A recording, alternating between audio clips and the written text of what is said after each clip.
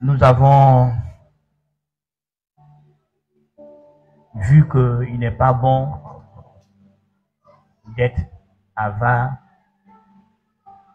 et que nous devons nous garder avec soin, avec une grande application de l'avarice. Et nous avons défini l'avarice comme étant l'amour excessif des biens, de l'argent, que nous, au point où on ne peut même pas s'en défaire, on ne peut pas l'utiliser pour nous-mêmes, nos propres biens. Et nous avons vu que l'avarice est de l'idolâtrie. C'est comme si nous faisons des biens notre Dieu. Or, il n'y a qu'un seul Dieu, et nous le savons tous, et nous le connaissons, c'est le Seigneur Jésus-Christ. Alors, il est bien pour nous de nous attacher au Seigneur Jésus-Christ pour ne pas devenir des esclaves de l'argent. L'argent n'est pas mauvais en soi, mais c'est l'amour de l'argent. Et nous avons vu en Timothée chapitre 6, verset 10, que l'amour de l'argent est la racine de tous les maux. Et que ceux qui ont été possédés par l'amour de l'argent ont été égarés dans leur foi. Ça détruit leur foi, ça détruit leur vie. Nous avons vu que l'amour de l'argent peut nous mettre dans tellement de tourments, tellement de problèmes. Alors que chacun comprenne que nos vies ne dépendent pas des biens que nous possédons, même si nous sommes dans l'abondance, nos vies dépendent uniquement du Seigneur Jésus-Christ. C'est lui l'architecte de nos vies, c'est lui notre source, notre Abba, Père, il est la source de nos ressources, et c'est à lui que nous devons nous attacher. C'est Jésus-Christ qui est la vie, et c'est Jésus-Christ qui est le véritable bonheur. Nous avons vu que l'argent n'est pas le bonheur, comme c'est véhiculé dans le monde. L'argent n'est pas le bonheur, l'argent ne fait pas le bonheur, l'argent nous aide à entretenir le bonheur. Donc il faut d'abord être heureux pour que quand tu as l'argent, tu vives avec. Nous voyons sous le soleil, sous ce ciel, que des multimilliardaires sont malheureux. Ils ont l'argent, ils ont des comptes fournis, ils ont des biens en grand nombre, mais ils sont malheureux, ils ne sont pas heureux dans la vie. Alors l'argent ne rend pas heureux. Ce qui rend heureux, c'est ta relation avec le Seigneur Jésus, ta communion, ton intimité avec lui, par le Saint-Esprit. Et l'argent ne peut pas être ton Dieu parce qu'il y a un seul Dieu. Et c'est lui qui a créé la matière, ou les matières que les hommes utilisent pour faire de l'argent. C'est lui qui a créé l'or, c'est lui qui a créé l'argent en tant que matière, métal. C'est lui qui a créé le bois, que les gens travaillent pour faire des papiers, pour faire des billets, etc., etc. Dieu n'est pas l'auteur du CFA, Dieu n'est pas l'auteur du dollar, Dieu n'est pas l'auteur de l'euro. Comme vous lisez dans Apocalypse, dans Malachie, non, oui, Agé plutôt, Agé chapitre 2, verset 8, et qu'on dit l'or et l'argent appartiennent à Dieu, on n'est pas en train de parler de ce que l'homme a fabriqué. On parle du métal. L'or en tant que métal, l'argent en tant que métal, ça appartient à Dieu. Alléluia. Et comme on a dit que ce mois on parlera de l'argent, on continuera de parler de l'argent. Parce que l'argent est une chose qui rivalise dans le cœur des hommes et particulièrement dans le cœur des chrétiens avec Dieu. Les chrétiens disent dans leur bouche qu'ils adorent Dieu, mais en réalité, dans leur cœur, celui qui est le maître et qui règne, c'est Mammon et non Jésus-Christ. La manière dont tu traites ton argent détermine si l'argent a un pouvoir sur toi ou l'argent n'a pas de pouvoir sur toi.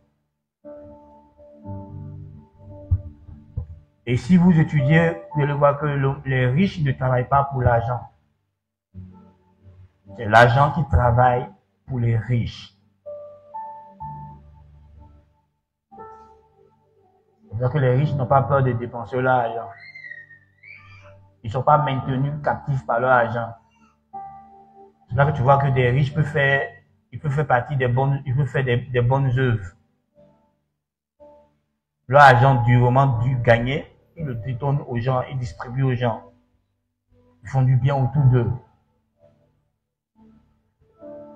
Frère, et au cours de cette prédication ce matin, je ferai des sorties, je ferai des parenthèses et puis revenir sur mon sujet principal, qui est l'argent.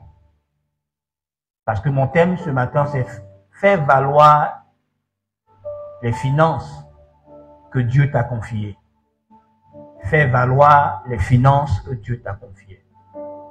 Mais tu vois, ce thème, ça touche généralement tout ce que Dieu t'a confié. C'est pas juste les finances. Dieu, dans le royaume de Dieu,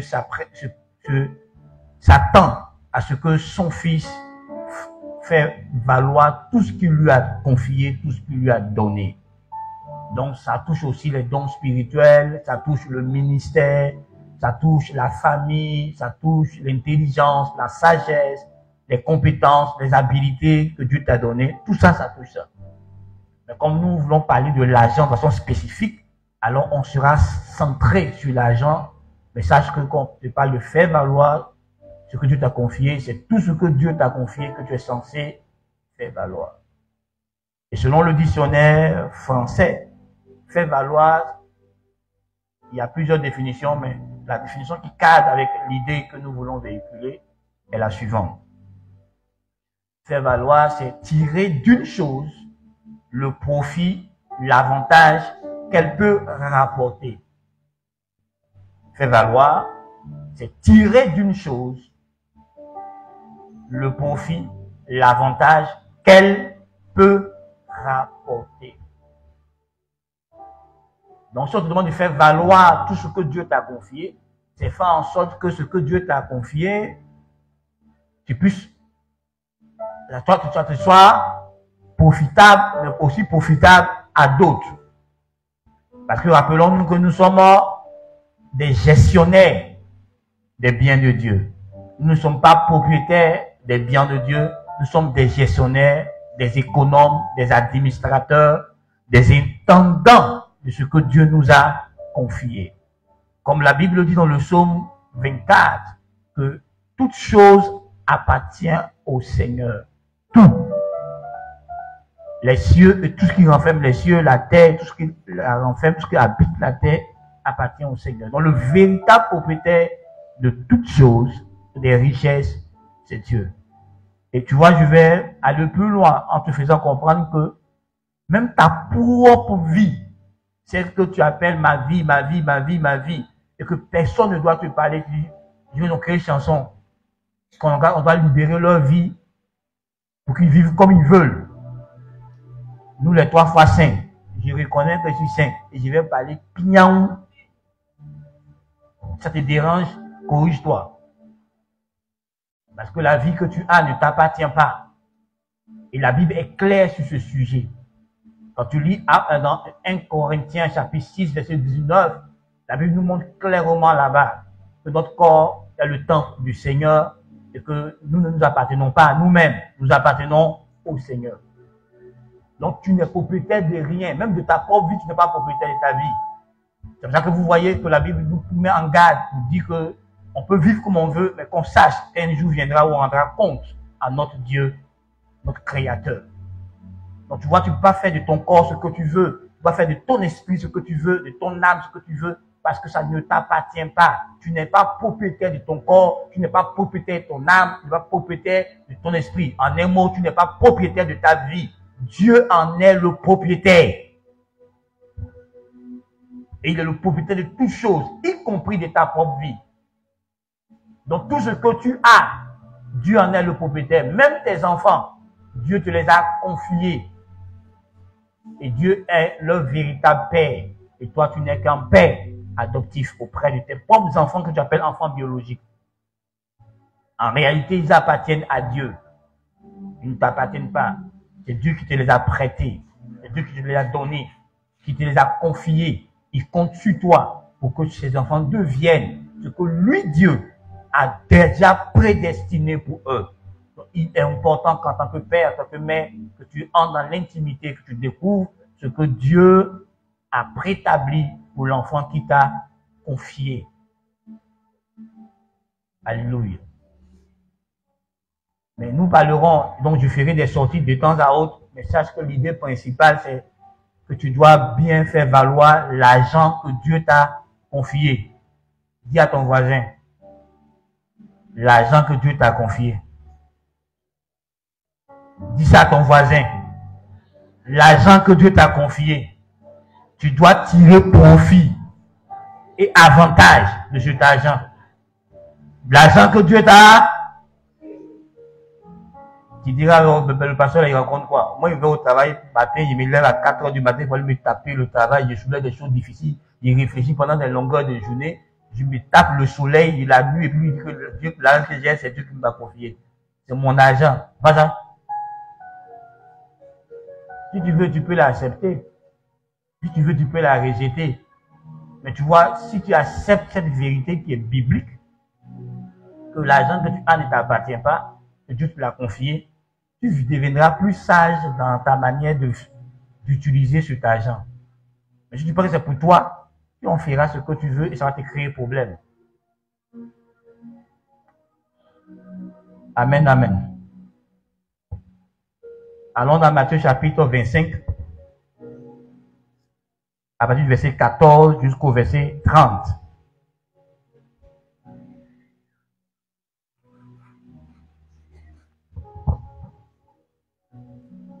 Je vous ai déjà prévenu que je ferai des sorties. Donc, si tu fais une sortie, sache que c'est une sortie.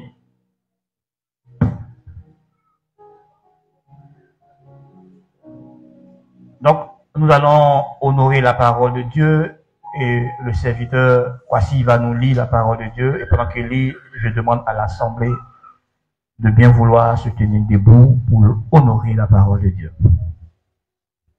Matthieu 25, à partir du verset 30. Non, verset 14. Verset 14. Jusqu'à 30. Verset 14. Il en sera comme d'un homme qui, partant pour un voyage, appela ses serviteurs et leur remit ses biens. Il donna 5 talents à l'un, 2 à l'autre, et 1 au troisième, à chacun selon sa capacité, et il partit. Aussitôt, celui qui avait reçu les 5 talents s'en alla, les fit valoir, et il gagna 5 autres talents. De même, celui qui avait reçu les 2 talents en gagna 2 autres. Celui qui n'avait reçu qu'un talent alla faire un creux dans la terre et cacha l'argent de son maître. Longtemps après, le maître de ses serviteurs revint et leur fit rendre compte. Celui qui avait reçu les 5 talents s'approcha en apportant 5 autres talents et il dit, « Seigneur, tu m'as remis 5 talents. Voici, j'en ai gagné 5 autres. » Son maître lui dit, « C'est bien, bon et fidèle serviteur. Tu as été fidèle en peu de choses. Je te confierai beaucoup. Entre dans la joie de ton maître. » Celui qui avait reçu les 2 talents s'approcha aussi et il dit, « Seigneur, tu m'as remis 2 talents. Voici, j'en ai gagné 2 autres. » Son maître lui dit, « C'est bien, bon et fidèle serviteur. Tu as été fidèle en peu de choses, je te confierai beaucoup.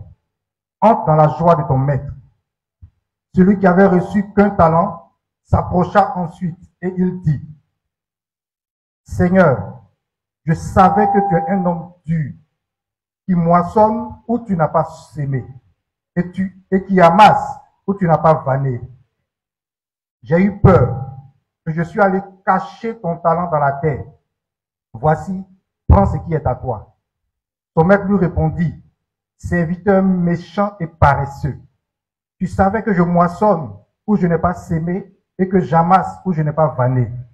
Il te fallait donc remettre mon argent au banquier et, à mon retour, j'aurais retiré ce qui est à moi avec un intérêt. Ôtez-lui donc le talent et donne-le à celui qui en a les 10. Car on donnera à celui qui a et il sera dans l'abondance. mais à celui qui n'a pas, on ôtera même ce qu'il a. Et le serviteur inutile, jetez-le dans les ténèbres du dehors, où il y aura des pleurs et des grincements de dents. Amen. Veuillez vous asseoir.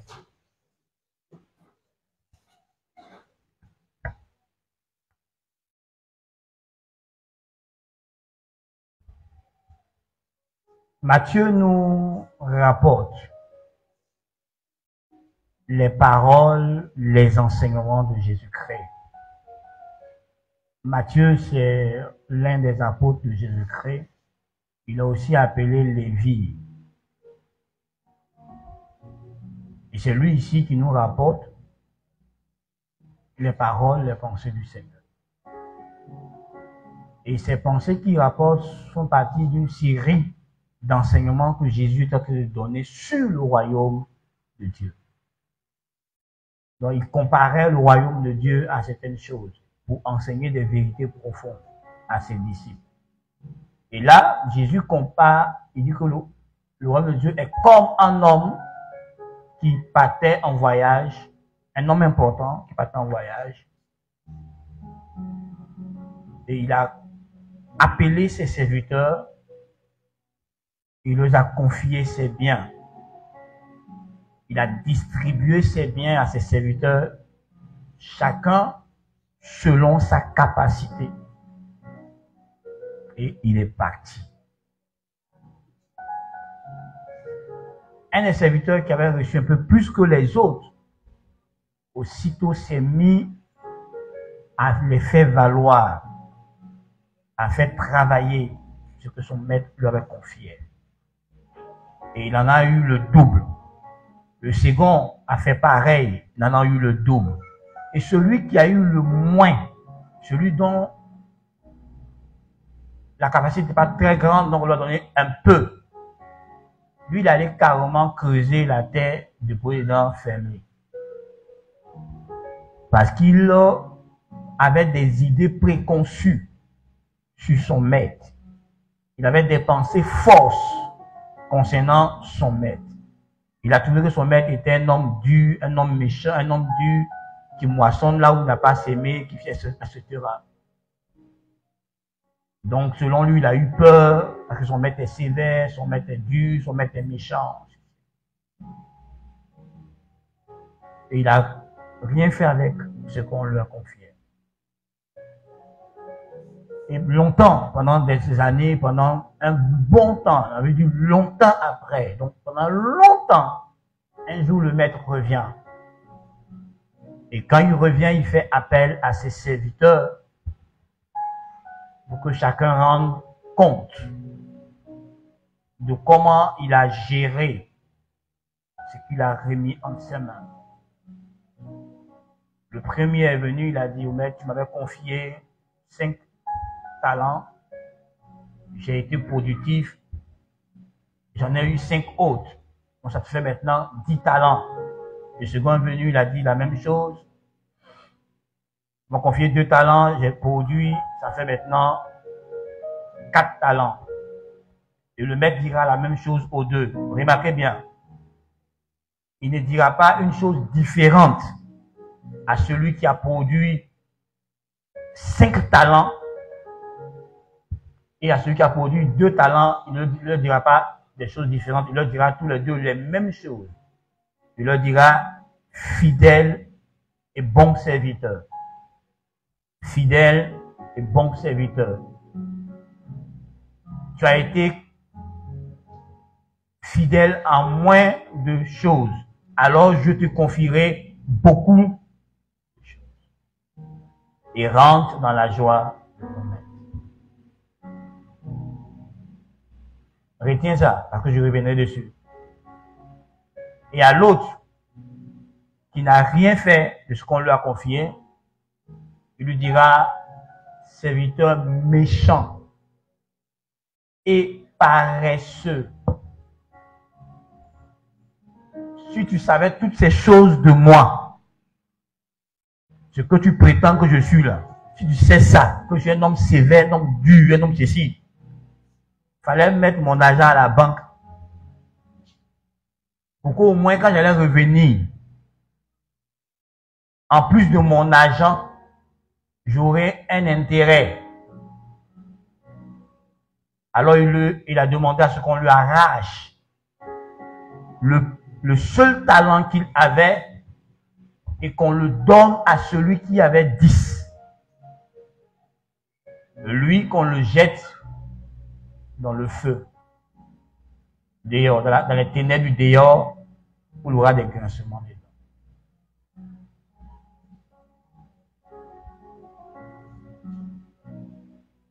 Frère, la première des choses que nous comprenons ici, dans cette parabole, c'est que Dieu a confié des choses aux hommes. Dieu a confié des choses aux hommes. Ici, on parle d'argent. Mais on peut aller au-delà de l'argent. À cause du talent, on peut parler des dons, etc. Mais plus précisément, on parle d'abord d'argent. Et Dieu a confié des choses aux hommes. À tout homme sur la surface de la terre, Dieu t'a confié des choses. Dieu t'a remis des biens. Dieu t'a remis des choses. Et Dieu s'attend à ce que tu gères ces choses pour lui. Et que ta bonne gestion puisse rentabiliser, puisse produire des fruits de ce que lui t'a confié. Que tu multiplies ce que lui t'a confié. Si Dieu t'a confié une église, il s'attend à ce que la bonne gestion de l'église qu'il t'a confiée engendre d'autres églises, d'autres implantations.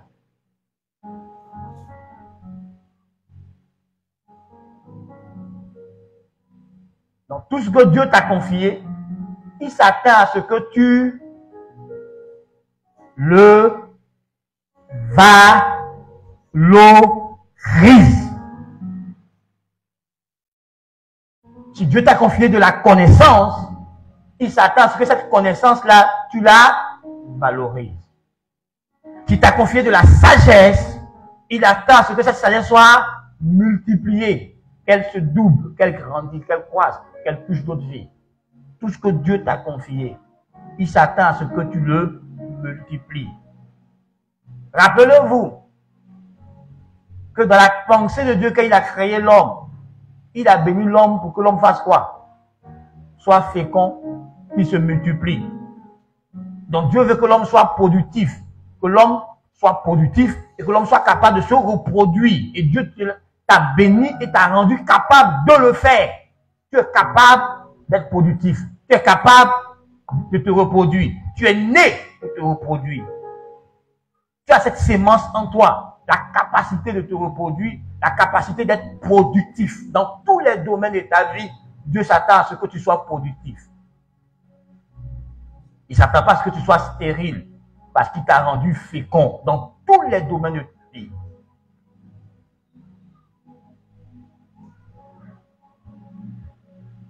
Donc tout ce que Dieu t'a remis des choses, il attend que ça se multiplie, il attend que tu gères ça bien, que ça s'augmente, que ça croisse, que ça monte. Dieu s'attend à ce que tu sois fidèle dans les moindres choses qu'il t'a confiées. Parce que les moindres choses que Dieu t'a confiées est un test auquel Dieu te soumet. Et si tu es fidèle dans ces moindres choses, Dieu te confiera à avoir de grandes choses, de grandes responsabilités. Donc Dieu a l'intention de te confier de grandes choses, mais il t'éprouve d'abord en te confiant de petites choses. Des choses qui sont insignifiantes à tes yeux. Et à l'église, les pasteurs qui le savent ne confient pas de grandes responsabilités aux gens sans les avoir testés sur des choses banales, insignifiantes, des choses moins importantes. Ils te confient ça. Et la manière dont tu vas prendre soin de ces choses moins importantes, lui dis au pasteur et même à Dieu que si tu te confies une grande responsabilité, tu y consacreras ta vie, tu le feras avec attention, tu ne seras pas négligent, tu ne seras pas nonchalant.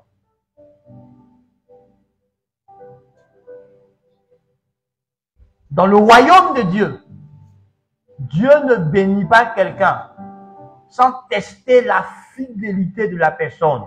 Dieu ne responsabilise pas quelqu'un sans tester sa fidélité dans les moindres choses.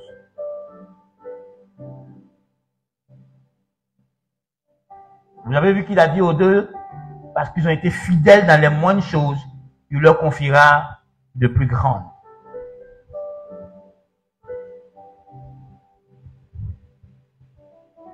Dans le royaume de Dieu, Dieu ne cherche pas l'aptitude. Parce que c'est Dieu qui donne l'aptitude. C'est Dieu qui te rend compétent. Donc quand Dieu choisit les gens pour leur confier des responsabilités, Dieu ne regarde pas à leur compétence ni à leur aptitude. Vous vous rappelez que la Bible dit, Dieu appelle et puis il fait quoi? Il qualifie. Pourquoi est-ce que Dieu regarde? Dieu regarde ta fidélité. Dieu regarde ta loyauté. Tu peux me prendre 1 Corinthiens 4, 2 rapidement.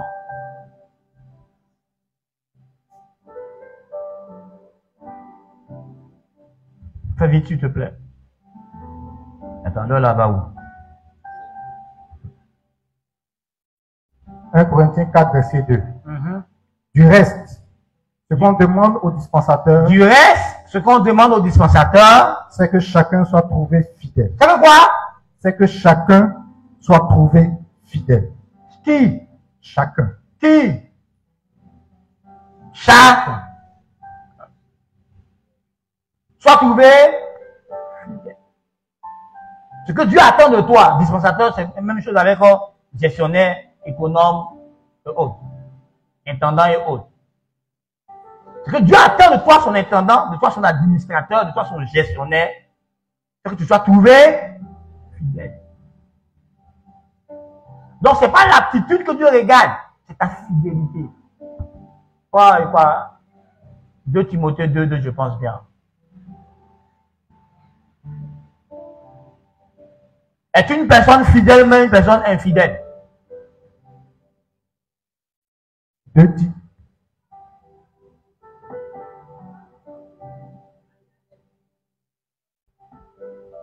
Qui es-tu?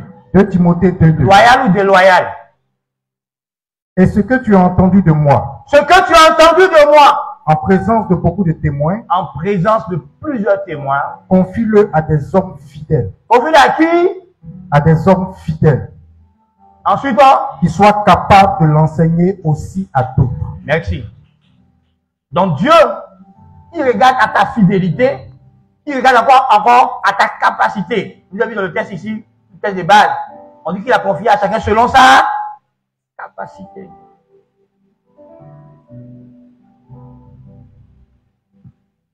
C'est Paul qui dit à Timothée, son fils spirituel, ce que je t'ai enseigné, ce que je t'ai appris de Dieu, confie-le à des personnes fidèles.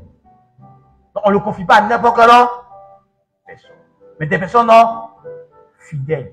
Et ensuite capables de se reproduire.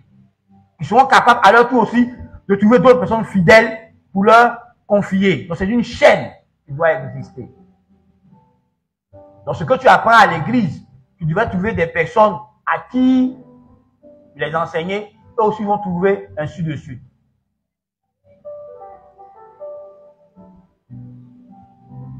Frère, es-tu fidèle ou es-tu infidèle? Et c'est ça que Dieu regarde, ta fidélité. Et comme Dieu lui regarde au cœur, et que Dieu il est omniprésent, il est omniscient, il peut sonder ton cœur et connaître ton cœur. Il sait qui est fidèle et qui n'est pas fidèle. Il le sait, il est Dieu. C'est ça que vous voyez, normalement dans une église, on ne se précipite pas à responsabiliser les gens.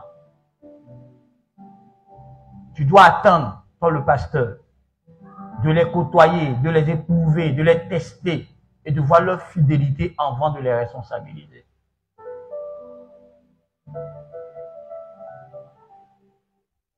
C'est pas moi qui ai dit ça. C'est la parole de Dieu qui dit ça. Donc, normalement, on ne peut pas responsabiliser quelqu'un qui vient d'arriver à l'église. À moins que tu reçois de façon spécifique un ordre de Dieu lui-même pour aller outre son protocole. Ok. Mais si Dieu te donne un ordre direct, tu dois respecter le protocole qu'il a établi. Donc, quand les gens viennent à l'église, tu prends du temps avant de leur confier des responsabilités officielles et de lourdes responsabilités, de grosses responsabilités dans l'église. Tu dois les tester sur des moindres responsabilités, des responsabilités où ils ne sont pas vues, où ce n'est pas visible, où ils sont dans l'ombre. Tu regardes comment ils font, comment ils traitent ces responsabilités pour que tu leur donnes de grandes responsabilités.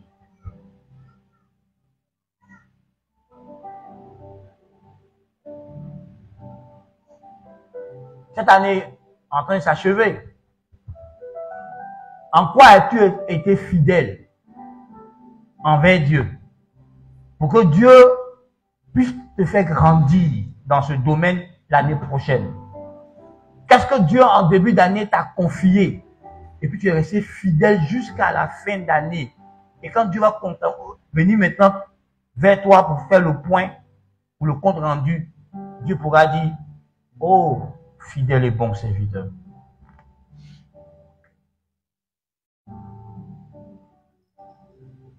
Qu'est-ce que Dieu t'a confié depuis des années que tu as de faire fidèlement? Et puis Dieu peut regarder ça pour dire: oh, il est fidèle, je vais multiplier. Je vais augmenter ses responsabilités. Je vais aller à un autre niveau avec lui encore pour voir s'il sera fidèle. Je vais aller à un autre niveau en lui encore, ainsi de suite. Là, je suis dans mes fenêtres. Hein. Je ne sais pas quoi dans la prédication. Dans une fenêtre de migraine, c'est le prédicateur de quoi? Frère, qui parmi nous a déjà touché 1 million? Lève ta main. J'ai une question pour toi. Es-tu millionnaire aujourd'hui? Es-tu millionnaire aujourd'hui? Comment tu as touché 1 million et puis tu n'es pas millionnaire? Hein? Qui n'a jamais reçu l'argent de la part de Dieu? Lève ta main. À qui Dieu t'a donné de l'argent ici? À qui Dieu t'a béni financièrement? Lève ta main. Dieu t'a donné de l'argent. Aïe, sort. Je suis de ça. Dieu t'a donné de l'argent. Ah, mais t'as levé ta main. La question est, pourquoi tu n'as pas l'argent?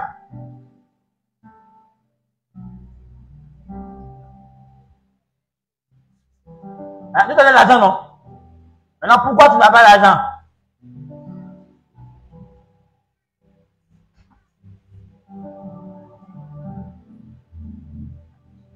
Est-ce que tu vois où il m'en vais? Hein, c'est où il m'en vais? Je veux que tu te répandes ce matin d'avoir accusé Dieu. Dieu m'a créé pauvre, Dieu m'a rendu pauvre, Dieu m'a donné l'argent. Toutes mes difficultés financières, c'est à cause de Dieu. Frère, je vais te dire des choses ce matin. Et tu vas t'en rendre compte que Dieu n'est pas responsable de ton état financier actuel. Que ce qui est responsable, c'est toi-même. Dans différentes attitudes que je vais te révéler. Ce qui fait que tu es toujours pauvre là, je vais te révéler ça. Ce qui fait que les autres sont riches et puis toi tu es pauvre là, je vais te révéler ça ce matin. Ce qui fait que tu n'arrives pas à satisfaire tes besoins. Et puis les autres réussissent à satisfaire leurs besoins. Tout à l'heure, la parole de Dieu va te le faire comprendre. Parce que David dit que chaque matin, Dieu renouvelle sa bonté pour sa création. Donc chaque jour, Dieu te bénit.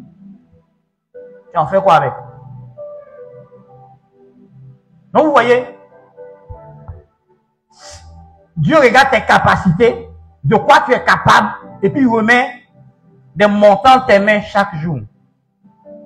Malheureusement, au moins tu remets des petits montants pour tester certaines capacités en toi. Comme tu n'aimes pas construire ces capacités, tu gaspilles. Donc tu es pauvre encore. Pas parce que tu n'as pas l'argent que tu es pauvre, parce que tu es pauvre dans ta tête. Vous n'avez jamais vu des fonctionnaires, des gens qui ont travaillé, même qui ont touché des millions, qui sont toujours pauvres. Ils sont pauvres dans la tête. Donc la pauvreté, c'est un état d'esprit, ce n'est pas un démon. C'est un état d'esprit. Comment tu penses, comment tu raisonnes, comment tu vis, soit ça te rend riche, soit ça te rend pauvre. Oh my God. Vous savez, dans ce test-là, il y a un qui est devenu pauvre, non? Il a eu 100, il a eu quoi? 100 000, on parle en CFA. Il a eu 100 000, il avait quoi? Il allait creuser, puis il a enterré 100 000 là. À la fin, on lui a fait quoi? On lui a arraché les 100 000. Donc, il est devenu quoi? Pauvre. Et puis, les autres sont devenus plus riches. Parce que le mec avait quoi? Il a besoin d'autres. Est-ce que Dieu avait lésé quelqu'un là? Tout le monde n'a pas reçu. Pourquoi l'autre est plus pauvre? Il pensait comment? Il a pensé comment? Mon maître est dur, mon maître est ceci, mon maître est cela, et puis il a enterré ça. Les autres ont pensé, ils ont valorisé. Ils sont les plus riches. Ok. On commence maintenant. Ah, il sent qu'aujourd'hui, vous n'allez pas m'aimer. Mais il va vous rappeler beaucoup de cauchemars. Il sait qu'il va vous rappeler des choses que vous devez faire votre argent, puis ça va vous faire mal. Mais c'est pour vous guérir. Rappelle-toi que Dieu fait la plaie, et puis la pense. Donc je vais faire la plaie, et puis j'ai pensé. La première chose pour pouvoir faire valoir son argent que Dieu lui donne pour fructifier, c'est de s'éduquer financièrement.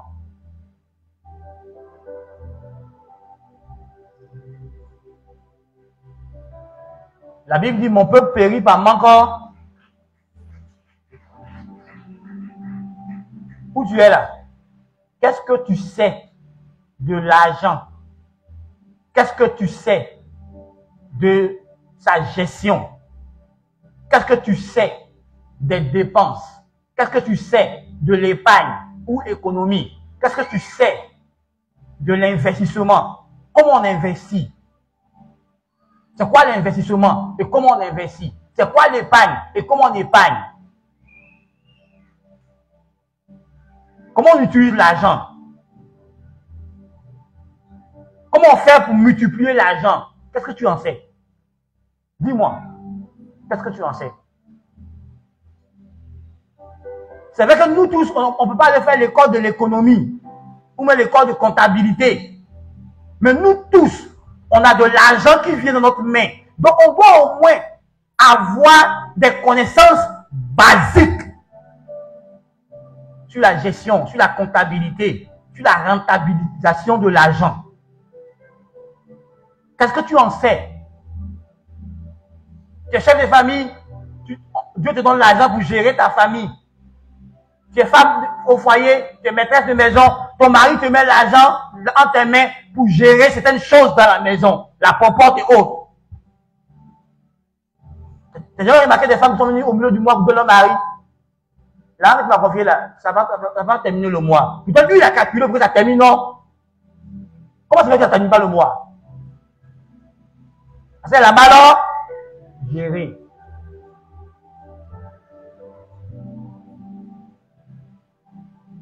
Enfin, tu dois t'éduquer financièrement. Tu dois avoir une éducation financière.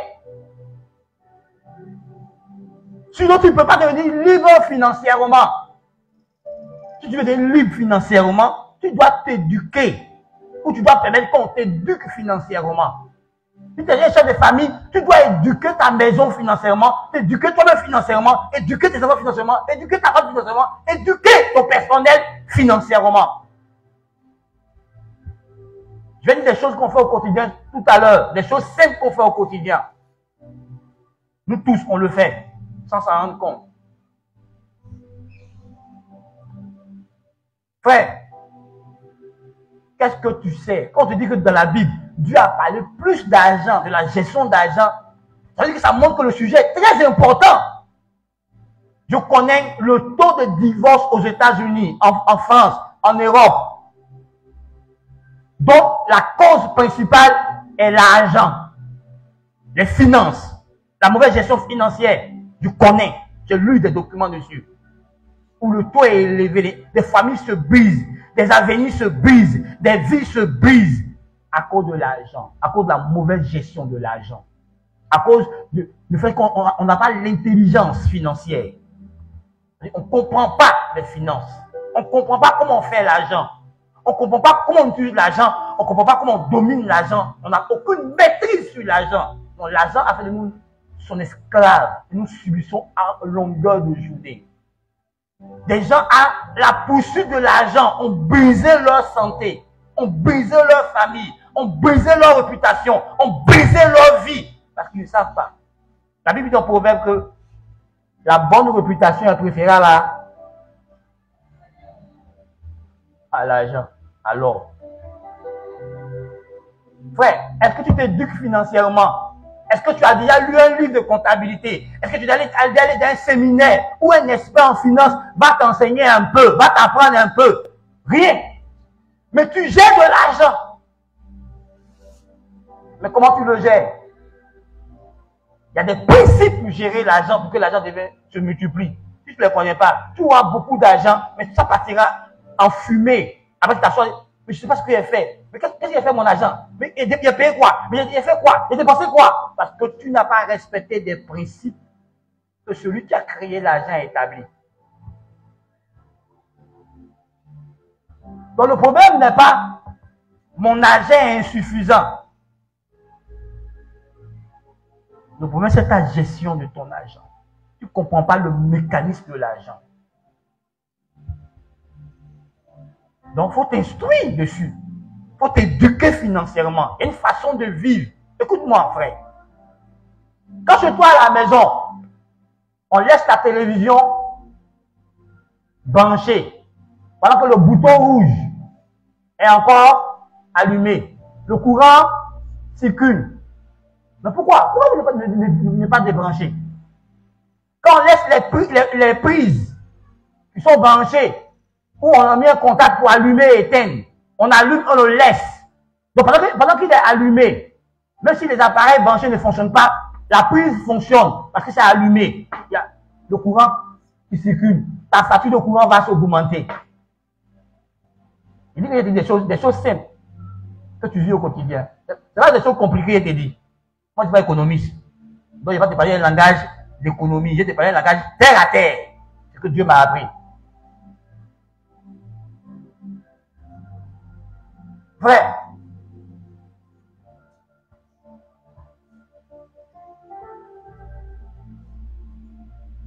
comment tu gaspilles au quotidien? Toi-même, tu sais que tu n'as pas de visiteurs. Mais tu ne peux pas une nourriture qui déborde. Que ta famille et toi, vous ne pouvez pas manger. Pourquoi vous n'attendez pas si le visiteur vient pour mettre un repas au feu?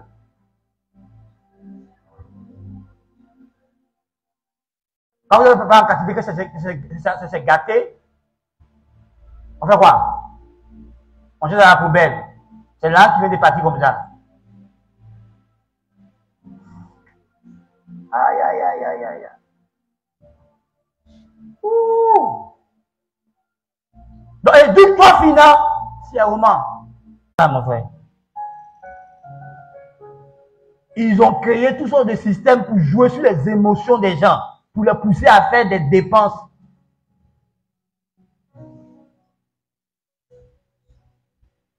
Oh, je viens. Bon, donc tu vois, après, on fera un cours ou un séminaire sur l'éducation financière. Qui est d'accord avec moi? Qui sait qu'il en a besoin? Ah ah. Les mains c'est l'air fort, c'est que ça a bâché. Mais il a fait payer ça. Ah oui, parce que j'ai souffert de ça. J'ai investi de l'argent, j'ai payé des livres, j'ai allé à des séminaires, j'ai payé unité internet pour le moment. Deuxièmement, faut faire quoi? Faut avoir une bonne gestion de ton argent. Or, pour avoir une bonne gestion de ton argent, il faut établir un plan de gestion qu'on appelle en économie le budget. Tout le monde doit avoir son budget personnel. Parce que le budget te révèle tes entrées, tes revenus, ce que tu gagnes et comment tu le dépenses. Donc, ça te montre tes dépenses et tes revenus. Donc, tu dois avoir un budget. On parlera de ça une autre fois. Il ne faut pas parler de budget actuellement. Mais regarde-moi. Ça va t'embêter, par exemple. Et moi, ça, les gens qui m'ont remarqué. Quand ils veulent payer quelque chose, je demande toujours le reçu. Pour ça, je ne paye pas les choses dans la rue. On va me donner le reçu. Je paye les choses pour me donner le reçu. Pourquoi? Parce que je vais noter mes dépenses du mois. Parce que j'ai un plafond de vie. Pour me rendre compte si ce mois-ci, j'ai dépassé mon plafond de vie ou si je suis en deçà de mon plafond de vie. Donc, je prends tous mes tickets, tous mes reçus. Quand il n'y a pas de reçu, chaque dépense que je fais, j'ai un bloc-notes où je note, j'écris mes dépenses du mois, j'écris.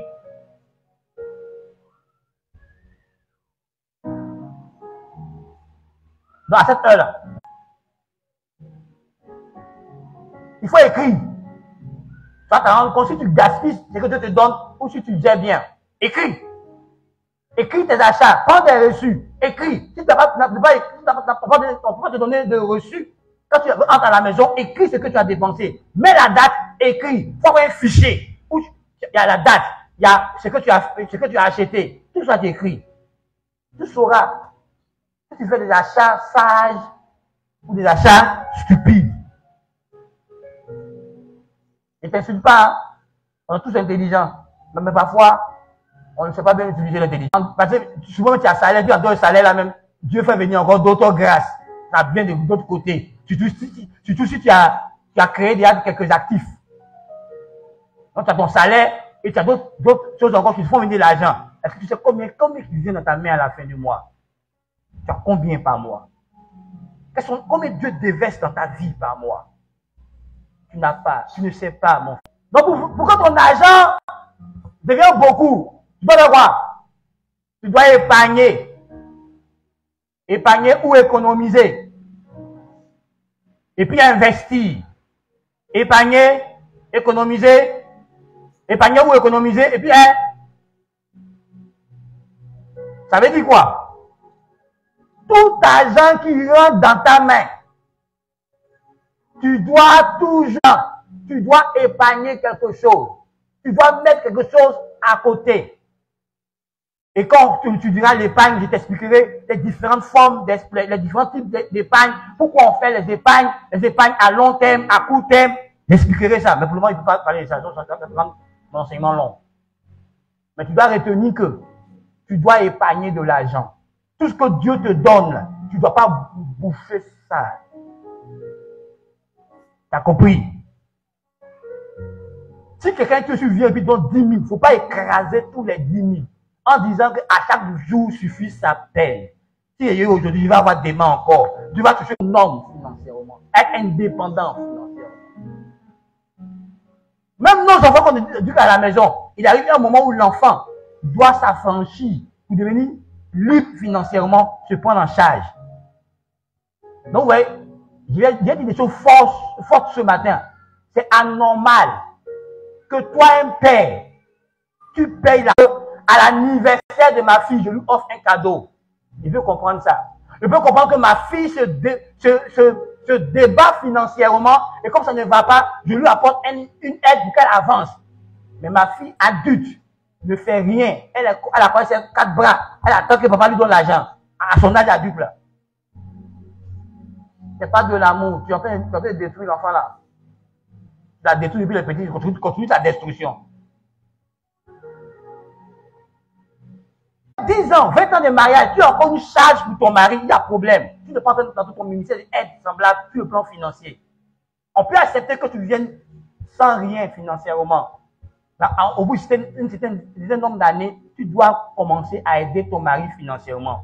Donc, tu peux penser à une activité, dire à ton mari, chérie, je veux faire telle activité, est-ce que tu peux m'aider pour que tu sois autonome financièrement? Pour que le jour où c'est la saison des vaches maigres chez ton mari, toi, tu puisses lui apporter. Mais quand le gars, il s'en rend compte que ça ne va pas chez moi financièrement, il regarde, elle ne peut pas t'aider. Tu vois le niveau de stress, non? Et puis il regarde, tu veux faire bébé, qu'est-ce qui va arriver? Ah. Ah. Oui, à un moment, il demandait aux hommes, il s'assoit, il dit, attends, au fait, il est marié même. Depuis, elle ma fille, elle m'apporte quoi? Qu'est-ce qu'elle m'apporte? Qu'est-ce qu'elle m'apporte? Elle m'apporte quoi? Il se demande ça. Que tu ne lui apportes pas quelque chose. Il faut que tu deviennes rentable. Parce que la famille est considérée comme un PMI. Petit et, non, PME. Petit et moyenne entreprise. La famille est considérée comme ça. Donc tout le monde dans la famille doit être rentable. Vous voyez? Regardez votre famille. On a des rêves qu'on ne peut pas faire, non? Mais imaginez-vous, madame est rentable, monsieur est rentable. Si on dit qu'en vacances, nous et nos enfants, on s'en va à Dubaï. Pourquoi on dit là-bas? Parce qu'on est fort. Mais quand le monsieur, c'est lui seul qui est fort, quand il imagine qu'il doit payer au moins 8 millions pour une vacance à Dubaï, et puis quand on va revenir, il y a la rentrée, après la rentrée, il y a les fêtes, on enterre les vacances de Dubaï.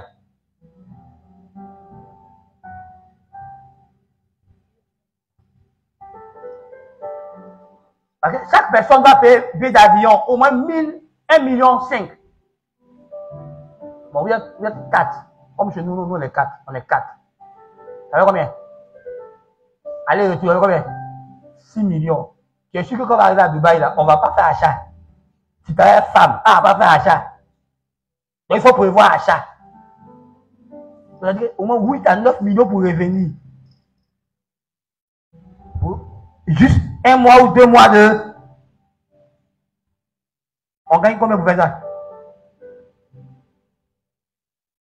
Tu peux arriver à Assini même pour dire que tu t'en fais le week-end à Assini, résidence, et puis tu vas monter sur yacht pour te promener un peu pour faire photo, faire selfie. Pourquoi? Parce qu'on n'a pas une bonne gestion. On n'épargne pas, on ne peut pas investir. Et si tu n'investis pas, tu vas avoir plus d'argent. Et si tu n'auras plus d'argent, tu peux pas. Il y a des choses que tu ne pourras pas faire pour entretenir ton bonheur. Tu es marié, c'est bien sur le bonheur, mais ça s'entretient. Alors, vous êtes marié, vous ne pouvez pas entretenir le bonheur que Dieu vous a donné, parce que vous n'avez rien. C'est ça le problème. On n'a rien. Donc, on a des rêves qu'on a enterrés. On ne veut même pas entendre parler de ça.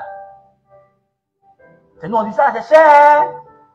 Mais c'est comme si c'est cher. D'autres payent ça sans parler même. La facture, c'est combien? Et puis, je dis ma carte bleue. C'est ma carte en or, ça passe ici, lui. Il donne. On tape, il prend un puissant chez lui à la maison. Mais nous, quand on l'a dit, tu peux pas diminuer un peu. Diminue un peu, il diminue. Mais tu diminues le pied. Ah, mon frère. Il me dira, mais pasteur, en quoi gestion de mon temps a à voir avec rendre mon argent beaucoup? Je vais t'expliquer un peu. Bon, en partie au week-end, dans un week-end, avec des amis, aller dans quelque part pour rire, alors que je suis pauvre. On va rire. Si ce week-end-là, je m'assois et puis je travaille sur un projet, je profile un projet que j'ai à cœur, que je pourrais mettre en pratique pour que je m'en sorte. Donc, entre m'asseoir et travailler sur mon projet, et puis aller m'asseoir, et puis rire, tout le week-end là, qu'est-ce qui est bon? Entre m'asseoir, et puis faire affairage, on parle de tout le monde dans le quartier, et puis je m'assois, et puis j'ai mon livre, de gestion, mon livre de temps, mon livre d'investissement, mon livre de ceci, que je suis en train de m'instruire, je suis en train de lire.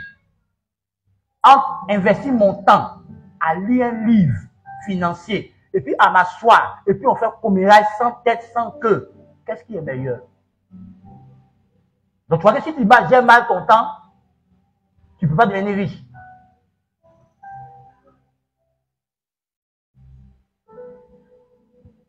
Ouais, moi, il y a quelque chose contre mes parents bêtés.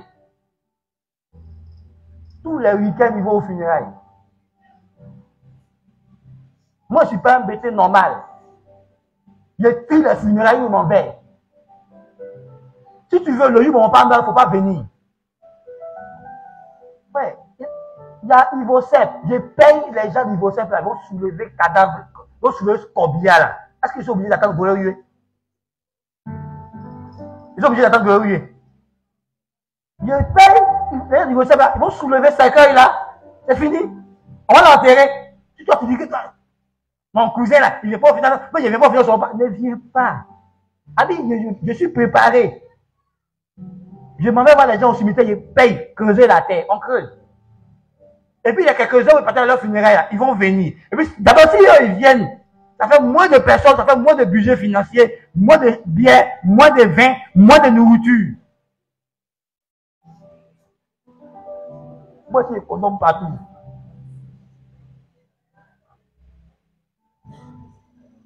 Tu comprends? Quand ils vont venir là, quand ils viennent pleurer là, quand ils viennent de pleurer, il y a dans ta bouche pour manger. Leur déjeuner, c'est toi. Leur déjeuner, petit déjeuner, c'est toi. Leur dîner du soir, c'est toi. Même leur goûter, c'est toi. Oh, tu en deuil, tu pleures. Et puis même, quand ils veulent partir, ils viennent devant toi pour payer le transport.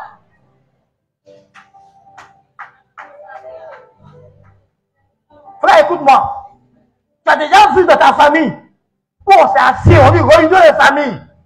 On a 5 diplômés, on a 10 cadres de notre famille ici. Ils ne gagnent pas de travail. Donc la famille va cotiser pour que les 10 cadres là créent une entreprise. Ils vont gérer ça. Tu as déjà vu ça?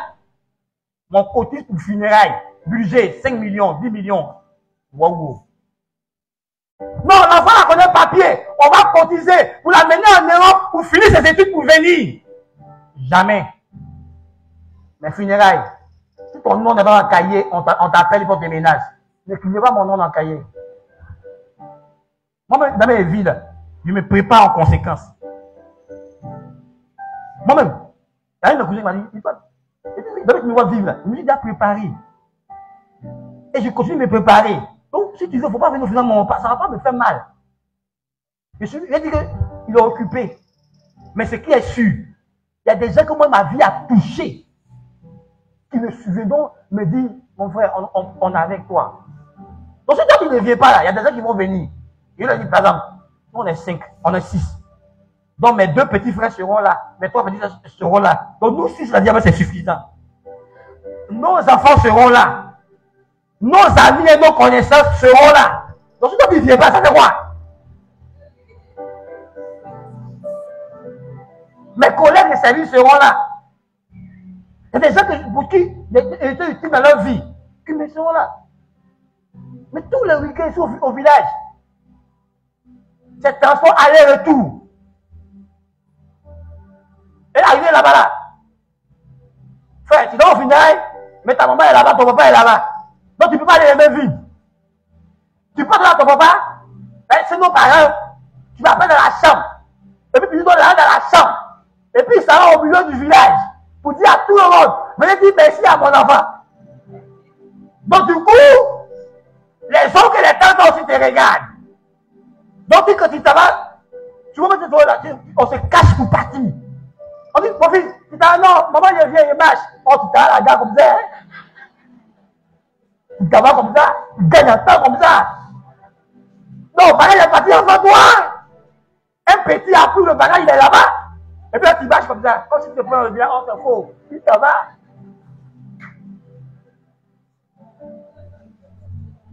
Frère, on dit pour mes vies, comme mes vies.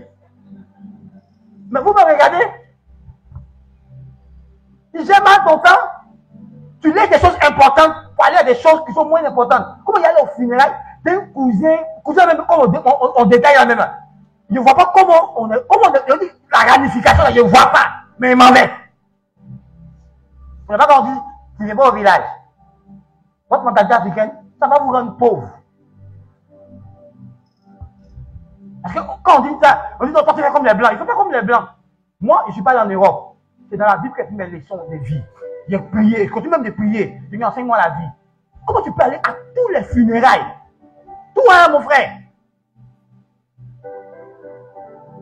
Chaque week-end, il y en a qui payent transport aller-retour, ça fait 20 000.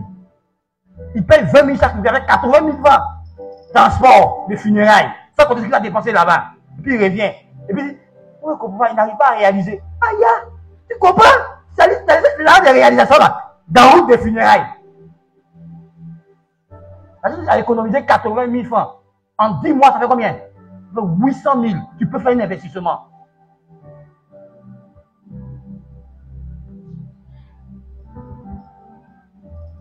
Il va nous délivrer ce matin. Vous avez conçu une vie que Dieu n'a pas conçue. Les femmes disent, c'est ça les femmes. Pour chaque fête, nouveau habit.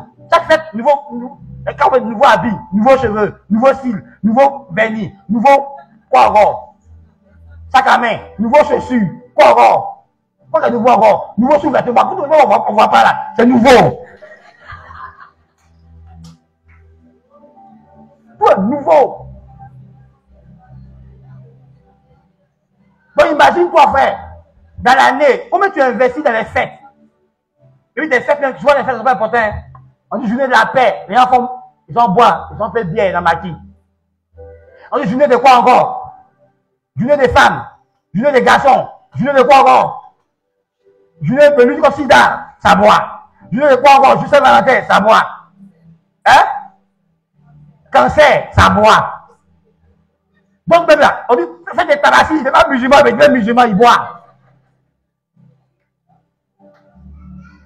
Il faut compter le nombre de bières que tu as de boire là. Ça peut payer terrain, ça peut payer briques, ça peut payer ça peut faire pressing, ça peut créer un commerce.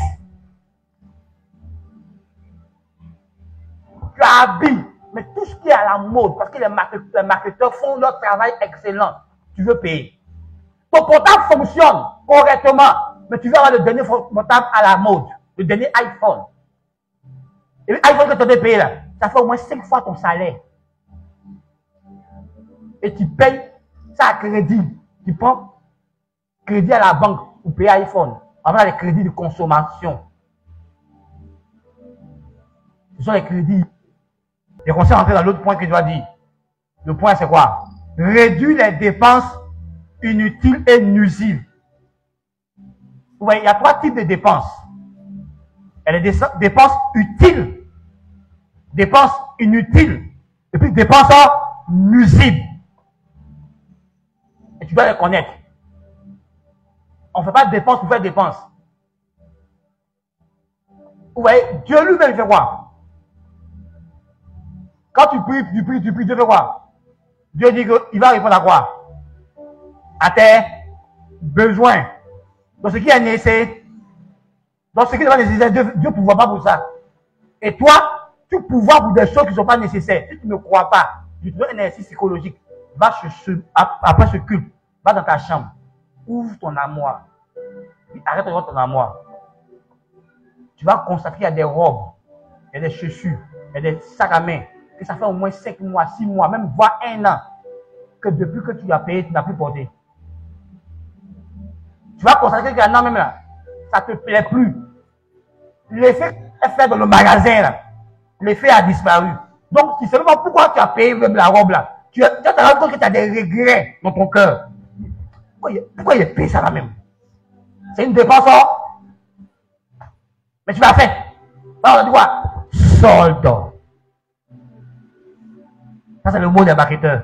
Il y a solde. Et puis, on te fait dépenser plus que tu ne sais pas. Ouais, comment il m'a fait mes articles? Je veux marcher. J'ai écrit ce que je veux payer. Donc, il y a un match là. Je cherche, je demande au gars, il veut ça dans quel rayon? Je ne me pourrais pas dans les rayons pour que mes émotions parlent. Parce que l'émotion, ça parle. Est-ce que vous connaissez l'effet de l'image? Surtout quand tu es une personne visuelle. C'est ça que ça fait. Donc on dit, on va regarder, ça fait quoi? On se rince un peu les yeux, ça fait quelque chose. Parce que l'image va rester dans ta tête. Et quand tu regardes à la maison, tu vas chercher comment faire pour posséder ça. Comment faire pour avoir ça? Comment faire pour avoir ça? Comment faire pour avoir ça? Or, c'est pas utile pour toi. Mais comme ma copine a ça, comme mon ami a ça, je veux ça. Mais c'est pas utile pour toi. Tu vas faire quoi avec? Attends-moi, je suis là. Je ne trouve pas encore utile pour moi d'aller payer machine à laver. Et si je paye machine à laver, c'est que je vais augmenter ma facture de courant. Et si je veux augmenter ma facture de courant, c'est que j'ai travaillé de telle sorte que ça ne va pas perturber quoi que ce soit de mon système. Donc quand il fait venir ça, son argent est là. Tous les mois. Donc, c'est pas parce que l'autre a réchaud, l'autre a micro-ondes, que même peut mettre chez moi. Là, quand tu payes micro-ondes, quand tu payes réchaud, quand tu payes ceci, on branche, non? Et quand on branche, ça fait quoi? Ça consomme. Quand tu vois, le luxe a un coût. Le luxe a un coût. Tu vois, Emma Louest, elle ne peut plus jamais dans sa vie porter habits moins chers. Elle est condamnée à vivre comme elle est en train de vivre là. Elle souffre. Le luxe, c'est un coût. Quand tu dis, je veux avoir une voiture de luxe, une voiture de marque, il y a des voitures là, le plein, ça fait 300 000 francs de carburant. Et quand tu quittes Abidjan pour aller à Yamoussoukro, ça ne peut pas te ramener. Donc quand tu vas à Abidjan, tu vas à Yamoussoukro, ça fait 600 000 de carburant. 600 000, ça paye terrain quelque part. Mais tu veux ça. Quand tu payes un costume qui coûte 500 000, tu ne peux pas dire à ta femme de laver ça avec sa main. Et puis tu ne peux pas aller dans la verrie d'Abidjan. Il faut aller dans vrai pressing, qui ont les vrais produits pour entretenir ton costume.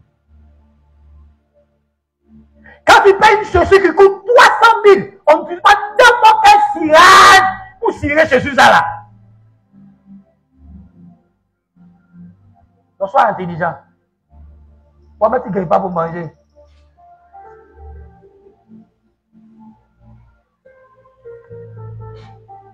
Donc tu vois, il y a tellement de dépenses qui sont inutiles. Or, ces moyens financiers que tu as affectés à des choses fictives là, tu pouvais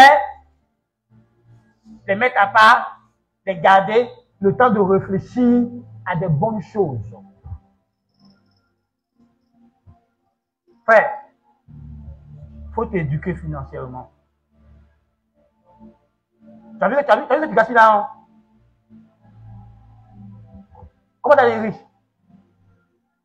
Tu as un miracle de la part de Dieu pour pouvoir investir. Pourtant, le miracle est dans ta main. Il t'a donné la sagesse et l'intelligence. Et tu n'utilises pas ça. Écoute-moi, frère.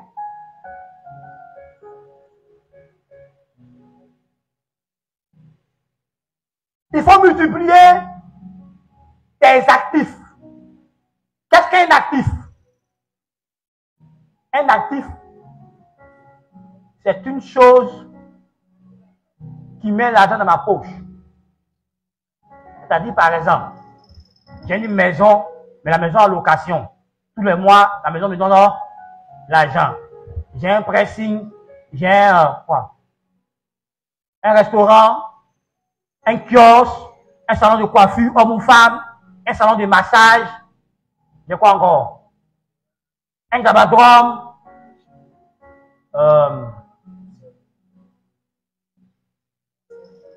Orange Money, tout ce qui est monnaie. Un taxi, un Yango. J'ai des résidences que je mets en location. J'ai une salle d'événementiel qui me rapporte de l'argent. C'est ce qu'on appelle un actif. Un actif, c'est ce qui te rapporte de l'argent. Et un passif, c'est ce qui prend l'argent dans ta poche pour partir. Donc tu vois, actuellement où je suis là, si je paye une maison pour aller y habiter, ce n'est pas un actif, c'est un passif. Parce que la maison, là, je vais payer les impôts à la fin d'année. Ça ne me rapporte pas de l'argent. Les gens qui sont riches, avant de construire leur maison où ils vont habiter, ils ont d'abord créé la richesse avant maintenant de construire leur maison. Parce que quand je construis ma maison, il y a les frais d'entretien de ma maison. Parce que le type de carrelage que j'aurai mis déterminera le type d'entretien à faire. Ça ne me rapporte pas? À moins que je suis dans ma maison, et puis j'ai la sagesse de me comporter comme si la maison ne m'appartient pas, que je loue. Et puis tous les frais du mois, je paye un loyer dans ma propre maison. Et ce loyer-là, il a fait quelque part pour le garder, comme s'il était toujours en location. Là, la maison me devient utile. J'ai payé des terrains, j'ai acheté des terrains que je garde. Ces terrains sont des actifs. Pourquoi? Je peux les revendre plus cher. Or, quand tu veux devenir riche, plus tu as d'actifs, plus tu seras riche. Plus tu as moins de passifs, plus tu seras riche. Mais quand toi, tu as plus de passifs et moins d'actifs, tu as une seule source de revenus, mais tout ce qui est autour de toi là, ça attire dedans. Tu vas devenir riche quand?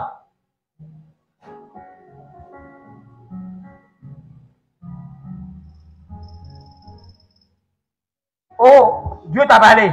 Il t'a pas encore bien parlé. Tu vas voir. Tu seras plus pauvre encore. Ouais. Regarde-toi. Je n'ai pas l'argent, mais c'est normal.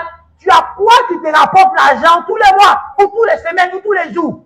Est-ce que vous savez qu'il y a des gens, ils sont assis à la maison, ils se réveillent à 11 h, et puis ils appellent son comptable. Et puis il va dire, oui, patron, aujourd'hui, on a pu encaisser tel nombre de chèques, un tel nombre de millions.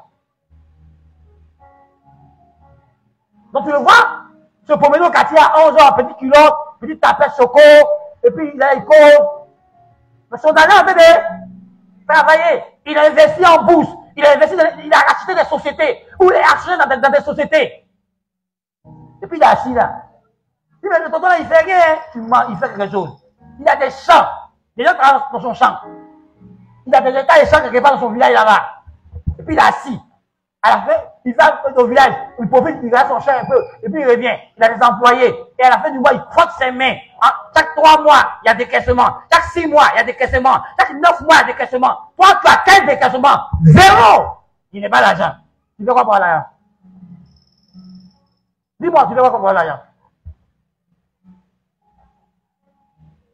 Qu'est-ce qu'ils ont fait? Ils sont allés investir. Donc, ils ont multiplié les montants, on l'a mis dans leur main. Est-ce qu'ils ont gardé? Celui qui a gardé, il a eu quoi? Rien. Parce on peut garder l'argent, on peut épargner, parce que la Bible dit, il ne faut pas épargner à l'excès. Donc la Bible ne pas épargner. Mais il y a des épargnes sages. Ouais, tu peux bloquer un compte et puis déposer dessus régulièrement 50 000. Et le compte a dit non, je ne le touche pas. Donc tu déposes 1 000 euros, et puis tu ne le touches pas pendant 10 ans. Et puis la banque te dit que si tu ne touches pas ton argent, chaque année, on met 10% dessus. 1 000 euros, 10%, ça fera combien? Hein? Ok. Donc c'est dans 5 000, non? Par mois, par an. En 10 ans, ça fait combien? Donc, plus ton épargne est grande, plus ton taux d'intérêt est élevé. On appelle ça quoi? On appelle ça être intelligent pour avoir l'argent.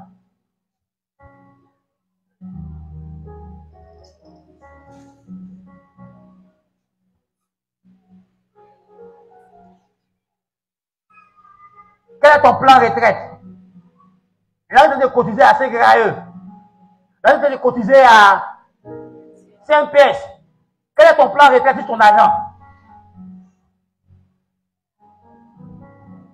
Qu'est-ce que tu vas faire de tout ce temps que tu as de cotiser quand tu vas à la retraite? Qu'est-ce que tu vas en faire? Tu vas pas pour vivre au quotidien ou tu vas faire quoi? Quel est le plan que tu as déjà pour ta reconversion?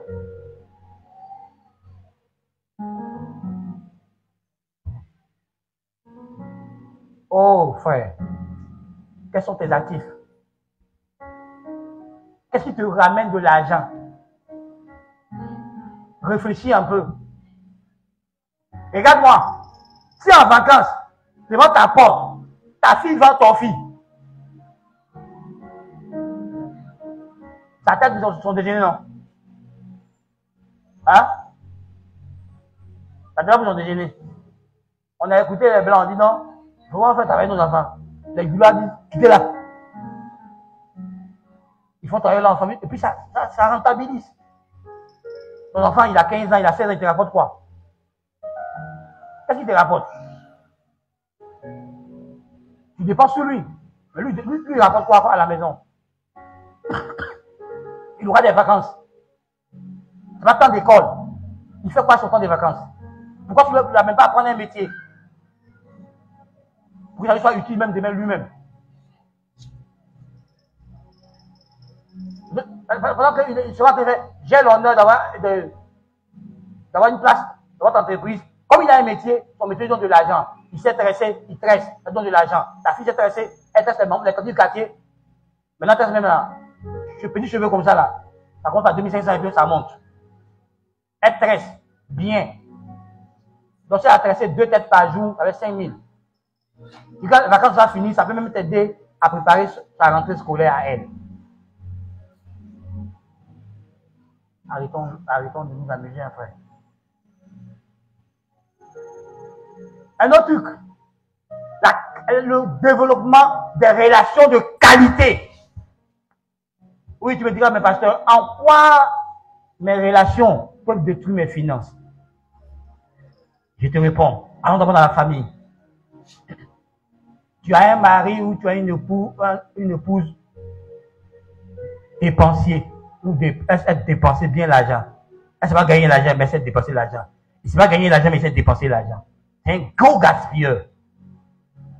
Ça va pas vous créer des problèmes. Maintenant, on touche dans la famille. Tu n'as pas appris à tes enfants à ne pas gaspiller, à bien gérer les choses. Tu as des enfants qui gaspillent. Toi, le père ou la mère, vous faites l'effort. Vous partez en supermarché. Vous payez boîte de lait. C'est un exemple, hein. 5 boîtes pour le mois. Ou même 4 grosses boîtes. Une grosse boîte pour la semaine.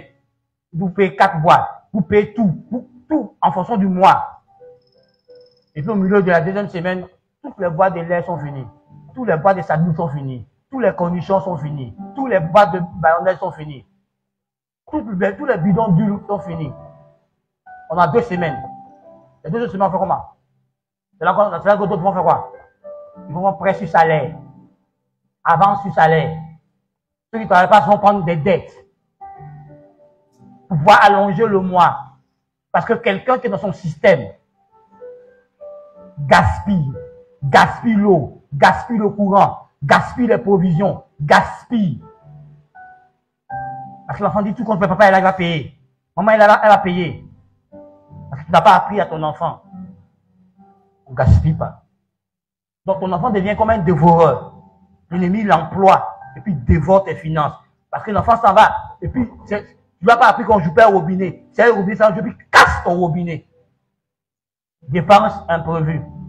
Ou bien il prend de l'eau, puis verse l'eau dans prise. Tu viens à la maison, la prise est gâtée. Tu veux quoi? Tu payes nouveau. Ce n'était pas prévu. On sait que la prise va se gâter, hein? Mais quand ça se gâte avant le temps, bon, bah, voilà la chaleur qui vient dans ta tête. Quand les comptables, les ampoules sont gâtés avant le temps. Parce qu'un enfant, pour éteindre contact, on le fait comme ça, lui, là, bah! Et puis ça fait masse à l'intérieur. Contact est gâté, ampoule est grillée. Tu vas payer ampoule. Et ampoule, là, maintenant, c'est devenu au moins 500, 1000 francs, ça augmente. Tu vois l'appétit, comment c'est dangereux. Éduquons nos enfants. Ou bien tu es un personnel de maison que tu n'as pas éduqué. Tu dis à ta fille de maison, prends 2 poissons, tu reviens, elle a pris 7 poissons. Après, tu as calculé les poissons pour le mois. Elle a pris 7, qu'est-ce qui va arriver? Il y a problème. Tu as compté tes kilos de riz par mois. Et puis elle prépare au-delà de ce que tu lui dis. Qu'est-ce qui va arriver au sac de riz? Tu vas payer un nouveau sac de riz avant le temps prévu. Or, tu as planifié tes finances, tu as planifié les choses. Parce que tu es sur des coûts, sur des réalisations. Donc tu réduis ici. Et eux, ils créent problème. Parce qu'on pense que le père est un superman. La mère est une superwoman. Parce qu'on n'a pas fait comprendre à nos enfants les réalités financières qu'on vit. Pour qu'ils comprennent et qu'ils participent. Tu peux comprendre que ton enfant de 3 ans, 4 ans, tu ne vas pas parler, mais ton enfant a 16 ans, 15 ans, 17 ans, et tu ne lui parles pas de la vie financière.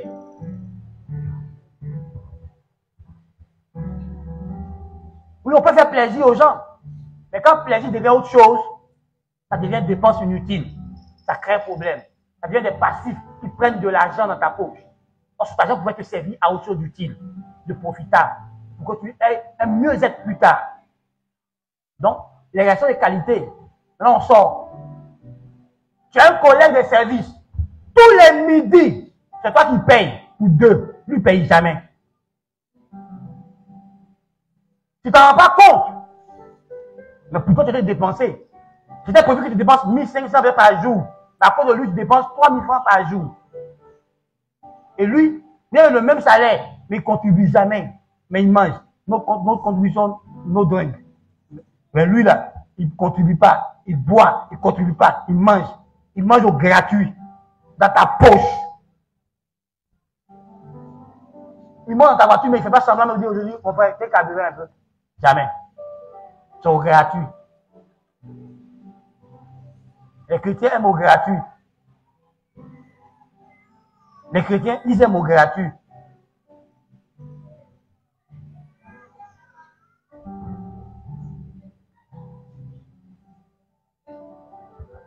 Il était choqué. Ouais. Si l'autre t'invite, un jour, toi aussi, on va dire, c'est ce qu'il va faire. Comme il est libéral, comme il est gentil, il est généreux. Mais c'est pas contre toi, il est comme ça. C'est sa nature. C'est ce qu'il est. Il ne va pas changer aussi à cause de toi. Donc toi aussi, fais l'effort. Rendez-vous mutuellement des services. Les voisines qui ne payent jamais qu'une magie, qui ne payent jamais celle. C'est toi avec un approvisionnement. Quand ton mari parle, il est méchant. Mon mari est méchant, il n'est pas gentil. Attends, elle est mariée. Tu es marié. Son mari ne va pas dans les selles. On peut comprendre un jour au passage. Elle n'a pas bien calculé, son sel est fini. Mais elle, tous les jours, elle est chez toi. Vas-y, t'as pas fait de sel. Vas-y, t'as pas fait de cubagie. Vas-y, t'as pas fait de d'huile. Vas-y, je peux pas avoir ton gaz là. Ma sauce. Attends. T'es prise en charge.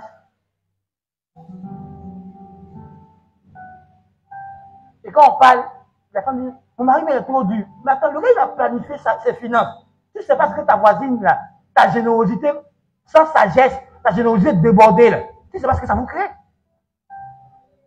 Je ne sais pas dire que quelqu'un est généreux. Mais quand tu n'es pas généreux avec sagesse, ça devient des problèmes pour toi-même. Parce que les gens vont cacher pour eux, pour profiter de toi. Et tu ne vas jamais rien réaliser. Il faut être sage dans la libéralité. Parce que tu dirais ça tout à l'heure d'être libéral. Il faut être sage dans la libéralité. Il faut être sage dans ta générosité. Tu vas t'oublier. Et quand tu as ouvert les yeux, eux ils ont bâti, toi tu n'as rien bâti.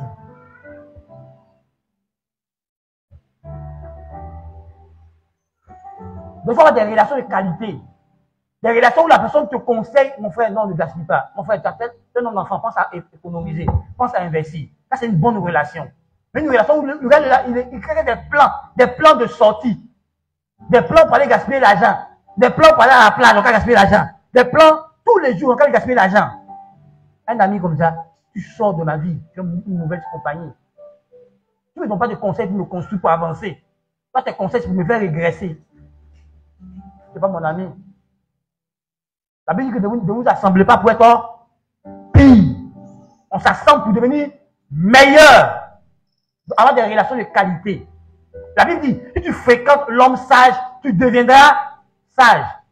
Nous, on préfère fréquenter les gens qui donnent de mauvais conseils. On ne fréquente pas ceux qui nous disent la vérité. On préfère ceux qui nous mentir. On va faire quoi encore? Nous flatter. Mais quand quelqu'un te dit la vérité, ma copine, ce que tu fais à ton mari n'est pas bon, change. Non, tu quittes là. Là, c'est ça qui dit, oh, couper ton mari, c'est bien, ma copine. Là, alors, toi, moi, tu comprends. Elle a de renverser ton foyer, elle t'est insensé. Ou renverser ton foyer, tu l'as su. Quelle amitié tu as? Quelle qualité que tu as? Quel genre de partenaire que tu as en affaires? Un partenaire qui est cupide, un partenaire qui est avide, un partenaire qui est dépensier, un partenaire qui ne sait pas mettre de l'ordre dans ses propres finances. Il va faire couler votre entreprise avant le temps. Donc, tu vois la qualité de ce que tu habites, de côtoies, de fréquentes. Ça peut avoir des répercussions positives ou négatives sur tes finances. Donc, ce n'est pas amitié vous faire. Bon, je suis désolé, mais je ne peux pas terminer aujourd'hui. Je pense qu'on va terminer dimanche prochain. Il y a encore trop de choses à dire, donc dimanche prochain, on va continuer. On va s'arrêter sur le peu là, on va réfléchir sur la qualité de tes amitiés. On va réfléchir sur ton savoir, ton instruction au niveau financier. Est-ce que tu as une bonne gestion? Est-ce que tu épargnes? Est-ce que tu as des plans d'investissement? Est-ce que tu as des projets qui sont des profils dans le secret pour injecter de l'argent, pour que ça te rapporte demain de l'argent? Comment tu gères ton temps? Comment tu dépenses? Est-ce que tu fais des dépenses inutiles ou des dépenses utiles? Alors réduis tes dépenses inutiles et tu verras que tu auras de l'argent pour épargner, pour mettre à côté pour pouvoir investir plus tard. Multiplie tes actifs, crée plusieurs sources de revenus autour de toi, t'apporte de l'argent. Développe des relations de qualité, des relations qui t'aident à ne pas gaspiller tes finances. C'est là qu'on s'arrête. Dimanche prochain, on va continuer. Que Dieu nous bénisse.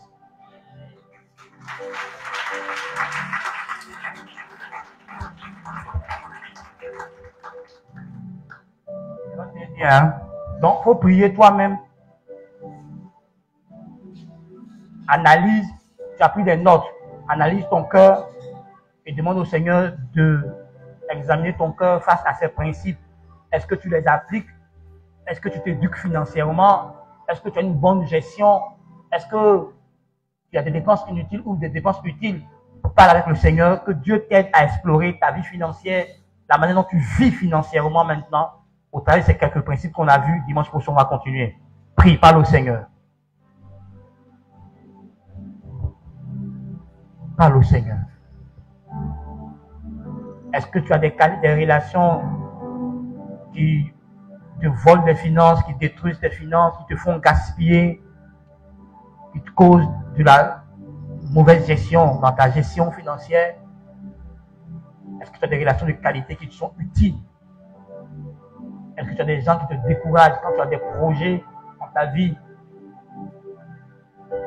Parle à Dieu ce matin. Parle à Dieu ce matin. Comment le peu que Dieu te pose de tes mains chaque jour, chaque semaine, chaque mois, comment tu gères? Est-ce que tu as des économies sur lesquelles tu peux t'appuyer pour faire des investissements? Est-ce que tu as des économies qui peuvent réagir face à des imprévus qui viendront face à toi? Parle à Dieu ce matin. Tu peux te redresser et tu peux changer ton statut financier en commençant à respecter certains principes importants de la vie. Est-ce que tu fais des dépenses inutiles, des dépenses nuisibles ou des dépenses utiles? Examine ta vie à la lumière de ce que tu as entendu.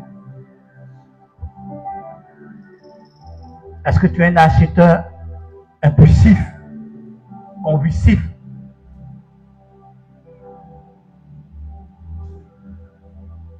Quelles sont les notions que tu as sur la gestion financière, sur l'argent et comment l'utiliser? Parle à Dieu.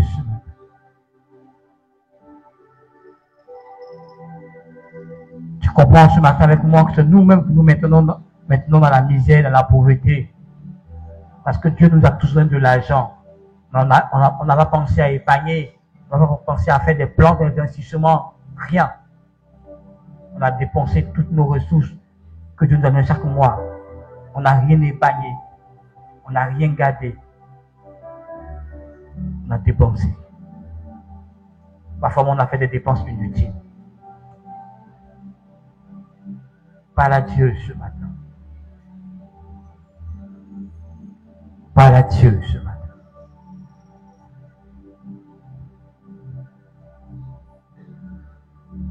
As-tu acheté des choses dont tu n'avais même pas besoin? Juste parce qu'on convoitise. Juste pour faire comme l'autre. Parle à Dieu ce matin.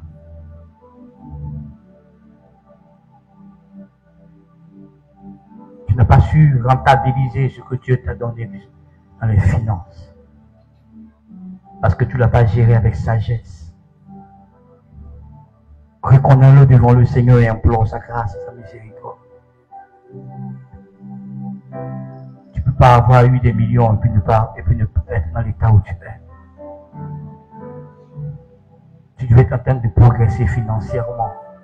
Parce que Dieu t'a donné des apports qui pouvaient t'aider à progresser financièrement.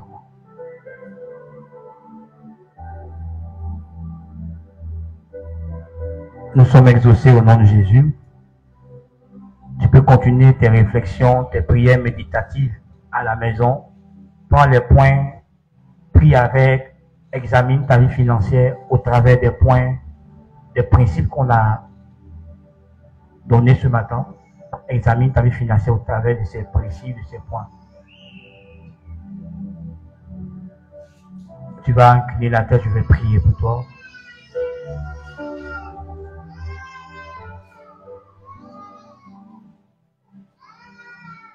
Seigneur, je te rends grâce. Je te dis merci. Tu m'as appris, Seigneur, que quand tu pourvois pour moi aujourd'hui, dans ce que tu me donnes aujourd'hui, demain y est compris. C'est toi qui t'as dit qu'à chaque jour suffit sa peine. Et que je ne dois pas dépenser tout ce que tu me donnes aujourd'hui. Parce que demain est inclus dans ce que tu me donnes aujourd'hui. Je prie que tu aides l'Église à comprendre ces vérités. Et qu'on devienne plus sage dans notre manière de gérer, d'utiliser l'argent. Seigneur, combien de fois nous sommes mis dans des difficultés? Parce que qu'on a eu aujourd'hui, ce qui était prévu pour demain, parce qu'on a manqué de discernement, on l'a gaspillé, on l'a jeté dans l'eau, jeté dans des choses inutiles. Seigneur, je prie que tu aides l'Église à comprendre. Tout ce que tu as mis en notre possession, tu t'attends à ce qu'on le fait valoir.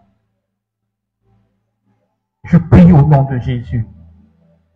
Comment dans notre négligence, on n'a pas tenu un compte, on n'a pas tenu une comptabilité de nos ressources, de nos finances. On n'est même pas capable d'expliquer à quelqu'un là où on met notre argent, ce qu'on fait réellement de notre argent.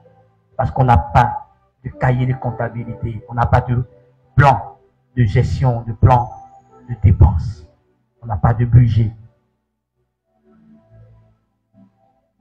Seigneur, je te prie de nous pardonner. Marie, qu'on n'a pas fait d'école d'économie, on a tous de l'argent entre nos mains à gérer pour nous-mêmes et pour les autres. Les chefs de famille, les mères de famille qui ont de l'argent à gérer pour la famille. Et nous gaspillons et nous détruisons même parfois l'avenir de nos enfants.